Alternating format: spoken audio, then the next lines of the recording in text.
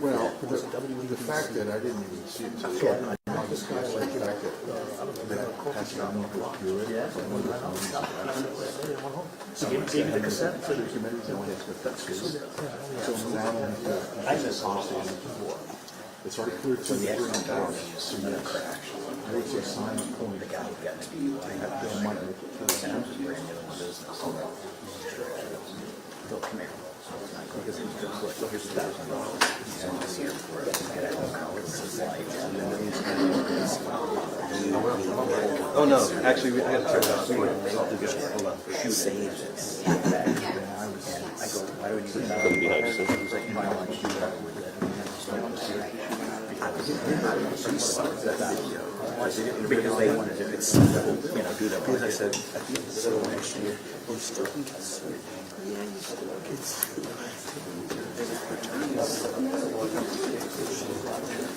Well, the venue,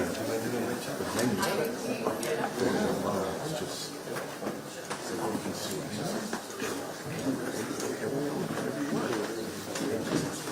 I did an interview a while ago. Mic check, testing, 1, 2. Mic check, 1, 2. Testing, 1, 2, 3. Mic check. I'm not gonna get down. Thank you. Just move.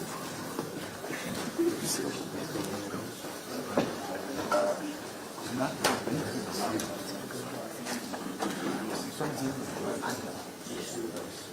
Carved out my little horses.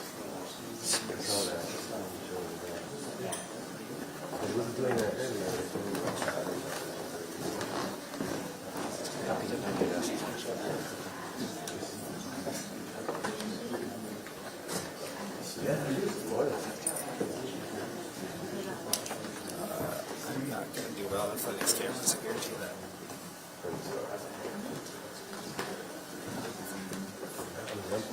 I'm plugged in.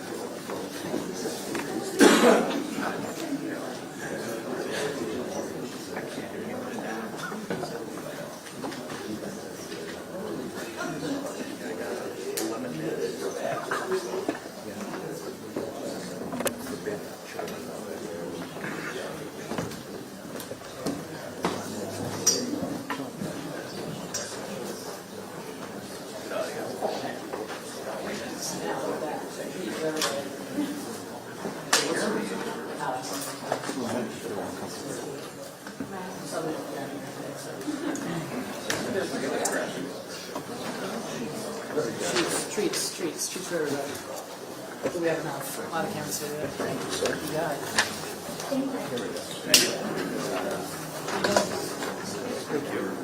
One is there.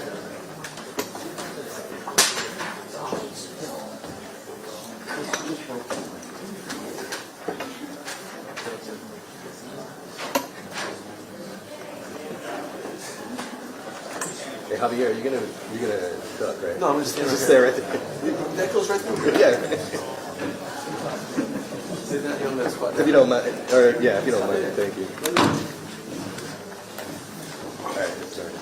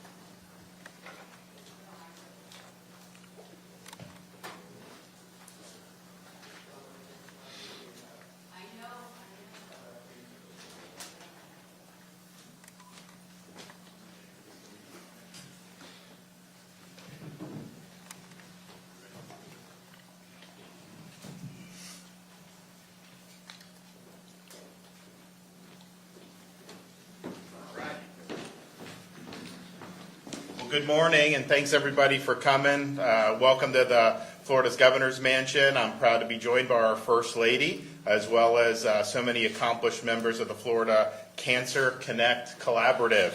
And I don't think that there's been anyone in Florida whose life has not been impacted in some way by cancer, either personally, friends, family. It's something that's unfortunately been a major part of so many people's lives, including our families with what Casey went through a couple years ago. So we've partially because of going through that, but then also partially because it's the right thing to do.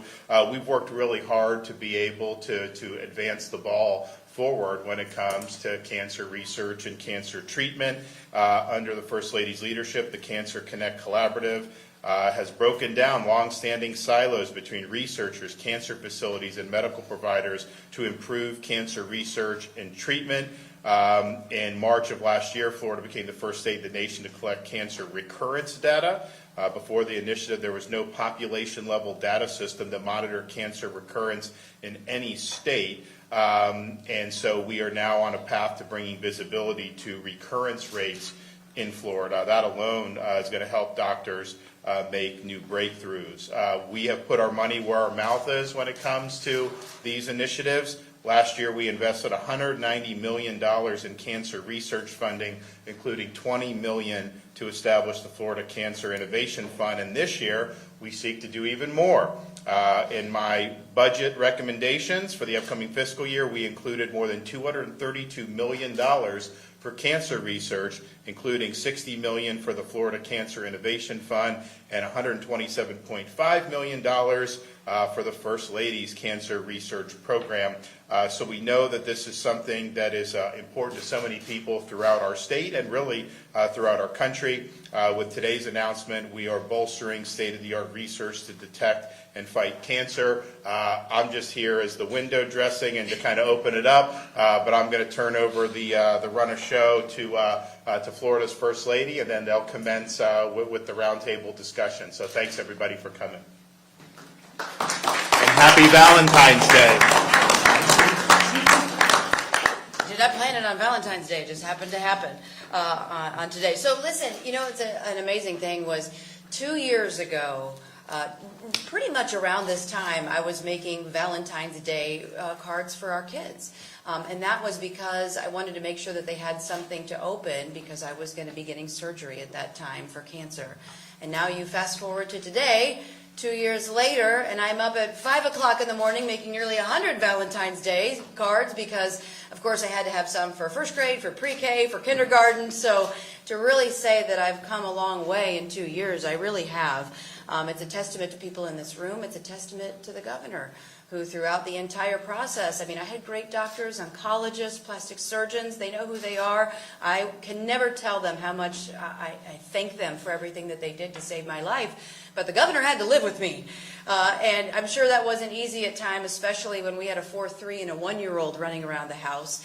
And so for him to be able to support me, but also to give me hope throughout the process. I mean, as you all well know, he understands and analyzes data. He reads it. He was giving me a no BS assessment of what I was facing, to have that strength to be there with me through everything, all while taking care of small children. It meant a lot. So I don't think it's a coincidence. It wasn't planned that this was on Valentine's Day, but here we are. So listen, it has been a journey, right? And you can talk to Dr. Diaz, who he is a cancer survivor now of 8 years, 9 years. And you have a choice when you go through something like this. And one of the first things that I wanted to do was run into a hole and hide, or a closet. I never wanted to talk about the word cancer. As a matter of fact, I didn't even really refer to it as cancer. You don't even like saying the word. But, you know, I had a choice, particularly in the unique position that I am as First Lady. It is not about me. It is about, I have the opportunity with this title for the next 3 years to get people far smarter than me into a room to be able to make a difference. I had learned things along the way, but man, I'll tell you what, having this position as First Lady, you got to get into the arena. You got to fight. You can't be a potted plant on the side, you know, watching life pass you by. You got to be able to make a difference. And so with humility, I had the unique opportunity to be able, as First Lady, to start the Cancer Collaborative. And basically, this was something that was really, the governor had talked about in a totally separate event that we had did in 2019, right after he was elected. He said something that really resonated with me, and that was, we were doing a mental health roundtable in this room, and we had members of the legislature, we had members of the community, we had different stakeholders, and it was about, like I said, mental health. And he said something very profound at the time. He said, I don't want you guys to work in silos. I want you to collaborate. I want you to communicate. I want to talk about best outcomes. And man, that resonated with me for now the next 5 years. And that was really the premise under which we wanted to found the Cancer Collaborative. How do we work together better to maximize taxpayer dollars, to drive outcomes, to do more, to be able to save more lives, to help people, and to give people hope? And so here we are. And we really started the collaborative around 5 main points, one of which is data. We realized, Secretary Wida, that there's a 2-year lag when we're getting a lot of the information when someone presents with a cancer diagnosis and when it's actually being reported. And how do we use what we know faster to be able to make a difference? We need to know, are there higher reoccurrence rates? Are there more aggressive cancers? Are we seeing this now more than we had been before? And if so, why? Why are cancers now skewing younger? We need the data to keep up with innovation. We need to know what's going on. So we have to have a good reporting system. So they're tasked with how do we do a better job with the data. Best practices. This is something that I saw just anecdotally being a cancer patient.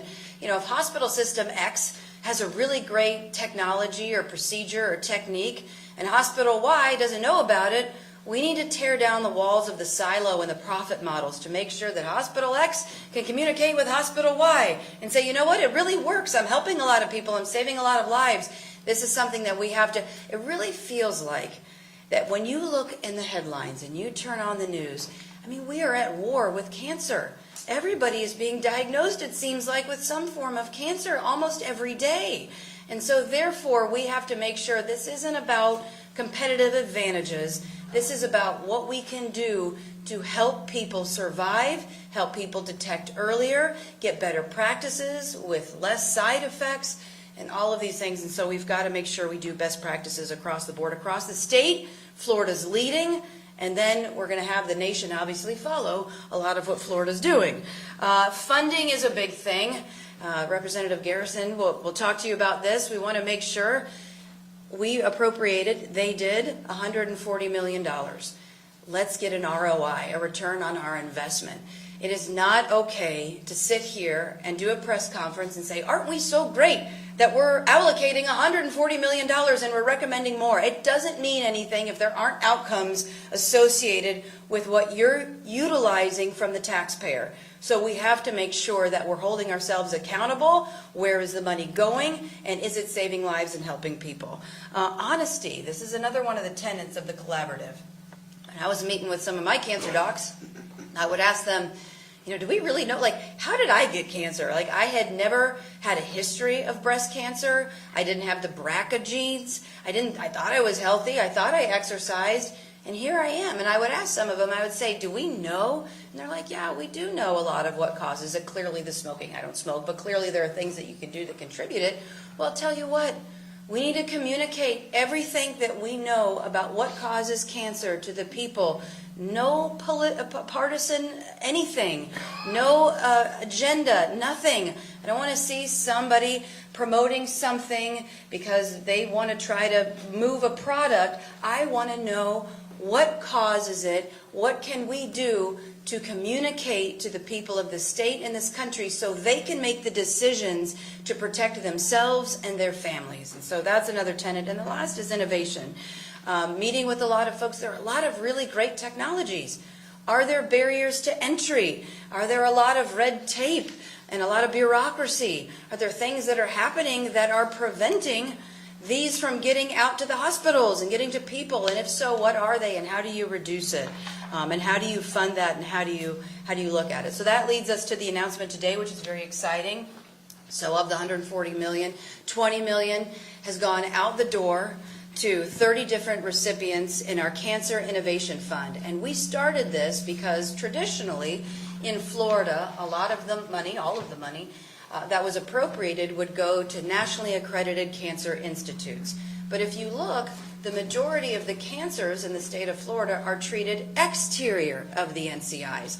So we wanted to make sure that whatever technology, innovations, best practices, what have you, across the state of Florida, they have funds to be able to utilize that, to then bring into the conversation and the discourse, to be able to have opportunities, to be able to make a difference. So we're doing $20 million in the Innovation Fund to 30 different recipients from 16 different institutions. And that leads me now to 3 of the recipients who are here to talk a little bit about their grant. And is that me or you, Secretary? I don't know. I kept moving back a little bit. I don't know if you noticed that I was trying. Because don't you hate it when the thing goes off and then everybody's ears get blown out? Okay, so Dr. Panetta, Nicholas Panetta, who is now the chair of the Department of Plastic Surgery at USF, I wanted him to come up because he has a really novel procedure that he's tapped into, talking about, complications after breast cancer surgery, specifically with the lymphatic system, because there's a lot of adverse things that can happen as a result of the surgery. And so he's really helping patients and women live lives without having to worry about a lot of these ramifications. So, Dr. Panetta. Sure.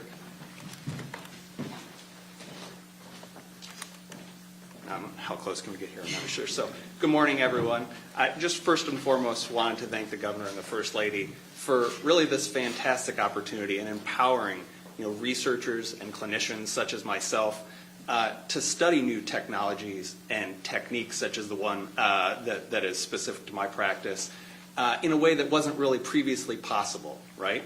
And so that's certainly going to have a positive impact on the lives of Floridians afflicted with this, with cancer. And I think an important thing, especially that the Cancer Innovation Fund is doing, is it's bridging a gap. So, as we all know, the hardest part of any project is just to act, to start. I always tell the residents and everything that the hardest part of anything they do when they're writing a paper, doing something, is writing the title page, right? Just to get started. So I think what we found as part of the work done by this collaborative, especially, is that Florida's full of a bunch of really, really bright people with a bunch of inertia ready to act, but they don't have the resources required to kind of engage in that. And I think that these funds have really worked to bridge that gap early on, and I think the potential is really unlimited to harness what the First Lady was saying, all those researchers across the state that have really good ideas regarding these new technologies and techniques, and we're going to be able to empower them to pursue those ideas. Specifically in my practice with lymphatic microsurgery, I'm in a unique position where I get to see we've gotten pretty good and we're getting better all the time at treating cancer. But what's left after that is the aftermath of those treatments sometimes, and those can be really unfortunate and morbid and debilitating for patients. And so I've set to the task of figuring out how to minimize those complications after breast cancer treatment, and certainly the funds that have been allocated to pursue that work are undoubtedly going to help patients in that position. So I'm grateful and appreciative of the funding, and looking forward to next steps in pursuing this work. So thank you, everyone.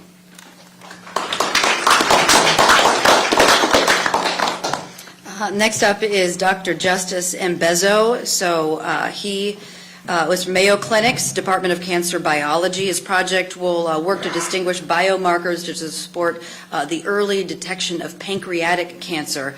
And as many of you know, and I have a dear friend who has pancreatic cancer, unfortunately, it's sometimes it's a devastating prognosis with limited therapeutic options, in part due to the metastasis that oftentimes, with a survival rate, is sometimes less than 1 year. But with technology and advancements, we're making a lot of headwinds on this. Dr. Mbezo. Is he not here? I get the names confused. Did I get it wrong? Did I mix them up? Is that the word camp? What did I do? Werecamp, Dr. Werecamp. Okay, come on up. All right. Got it. You can vote. Did you know that you were doing that? See how great the collaborative is? We want to really hear Dr. collaborate in the state of Mbezo. Florida. I want to hear Dr. Mbezo talk about pancreatic cancer. That's what.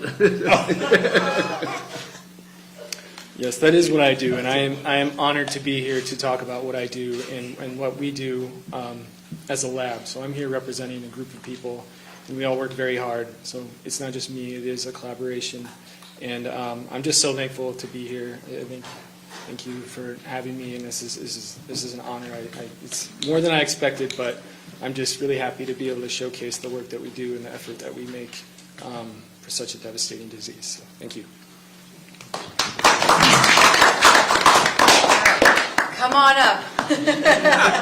Talk. I'll let you do all the talking. Good morning, everybody. Thank you, Ms. DeSantis, and thank you so much to the collaborative for this opportunity and the funding for this important work. I got interested in this because I have 3 girls. I'm the father of 3 girls. They're beautiful, and I love them, and all other women and ladies in this 1.5 million people in this area that we work in.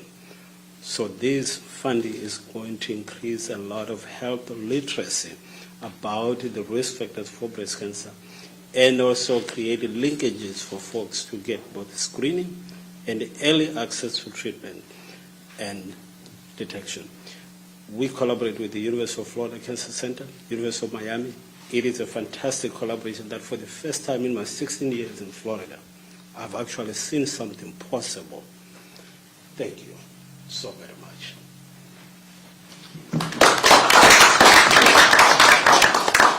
Oh, and thank you, Dr. Mbeza. We appreciate you being here and all that you're doing to help save lives and early detection. And this is just part and parcel. I think you heard the governor's recommendations. I know the great representative is here.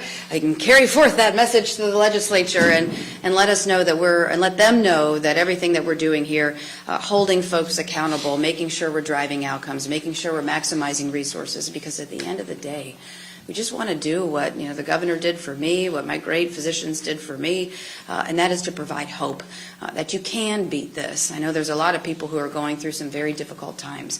It is a very difficult thing to go through, no matter what the stage, no matter what the type. It is the same. It is extremely difficult to be able to endure. But everyone should know that there is hope, and there is a lot of hope in the state of Florida because we're doing it right. We have good people who are in it for the right reasons because they want to see outcomes, they want to save lives, and they want to help people. Because at the end of the day, cancer affects so many people, and you all probably all know somebody who has been affected by cancer. So again, it is an honor and it's a privilege to be here as First Lady with the opportunity to have people far smarter than me. And that's why I'm going to exit stage right. Because I don't want to slow your conversation down. You'd have to break it down into layman's terms, small words for me to be able to understand. The idea is to get good people to be talking about, and smart people, what can we do to change the game? What can we do with the resources? And Florida is leading yet again, and I'm just honored to be a very small part of it. So thank you, God bless you, and I'll let Dr. Latipo take off, and Dr. Secretary Lee. I just called you Dr. C. Congratulations. There you go.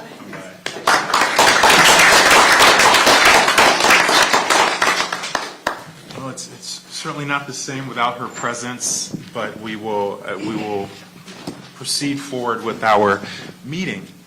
Well, thank you all for being here. Thank you all for traveling here this morning to talk.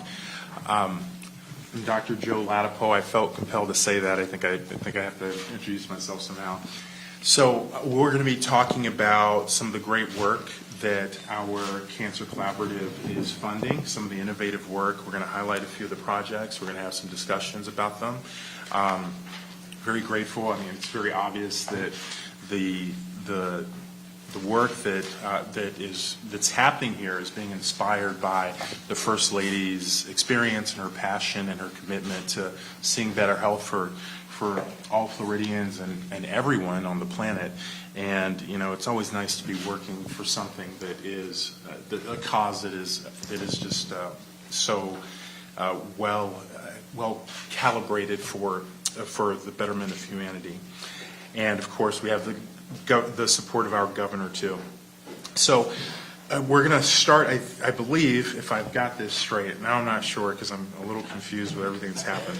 But I believe if I have this straight, we're going to start with a more detailed discussion from Dr. Weirkamp about the work the project that you have on biomarkers. So I think that's where we're going to start, and then we'll have some discussion afterward, and then we'll talk about Dr. Mbuzzo's project and some more discussion and so forth. Great. So good morning. Today I'm excited to discuss my project on the identification of biomarkers for the early detection of pancreatic ductal adenocarcinoma, or PDA. So what is PDA and why is it important that we study it? So your pancreas is a 4 to 6 inch vital organ located in the abdomen, and it's responsible for producing enzymes that aid in digestion and hormones that regulate blood sugar. It's the most common type of pancreatic cancer. It's actually the third most leading cause of cancer death in the United States. Florida alone has 4,000 new cases every year, and this has a dismal prognosis. So there's a survival rate of about 12% over 5 years. And that's often because of a late presentation. So early stages of this cancer are asymptomatic, and then when you start presenting with symptoms in the later stages, they're often nonspecific. So things like abdominal pain, weight loss, and loss of appetite. So this leads to limited treatment options. Surgical resection is often only an option for when it's caught early. Otherwise, chemotherapy and radiation therapies are often only palliative and not curative.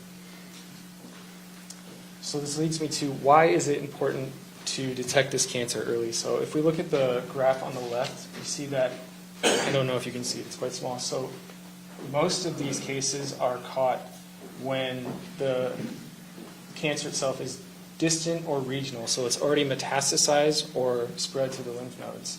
And if we compare that to the graph on the right, you see that diagnoses that are localized, while not ideal, the survival rate after 5 years is still quite a bit higher at 44%. But then if the cancer has spread or metastasized, this is reduced drastically.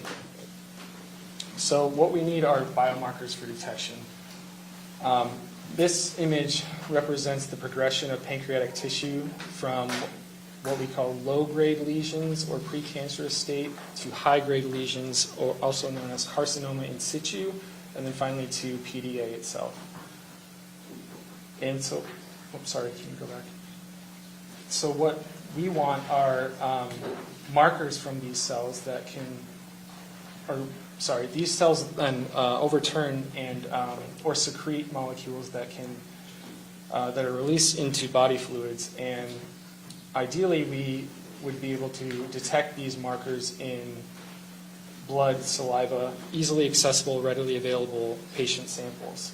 The key is that we need novel and specific markers for PDA itself.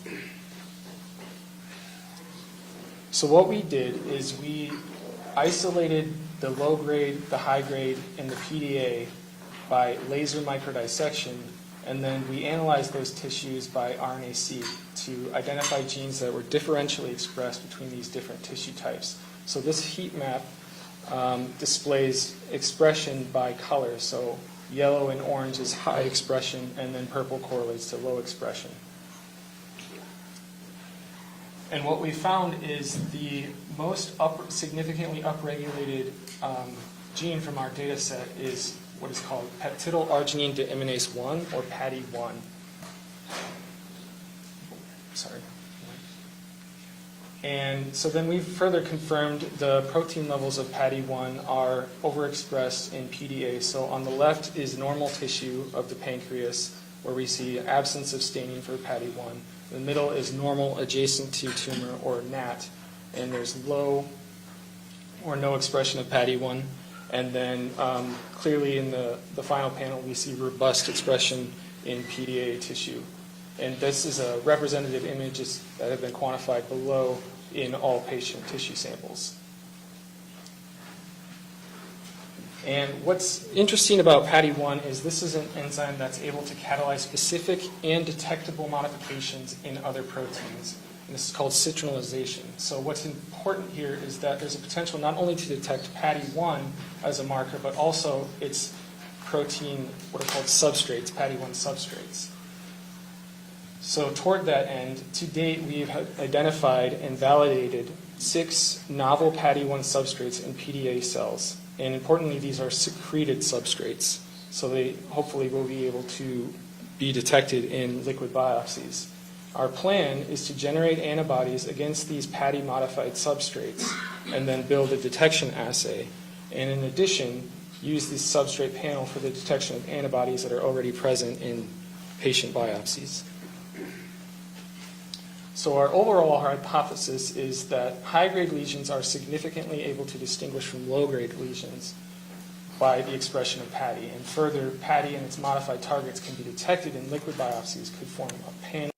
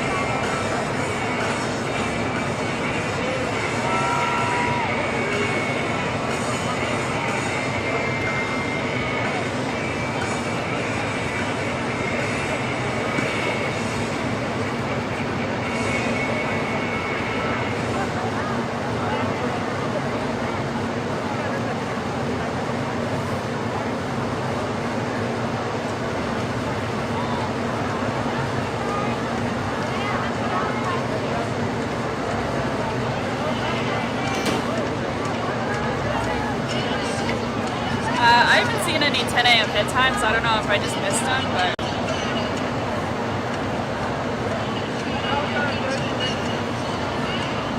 Dwayne, did you hear that? Team coverage boxes.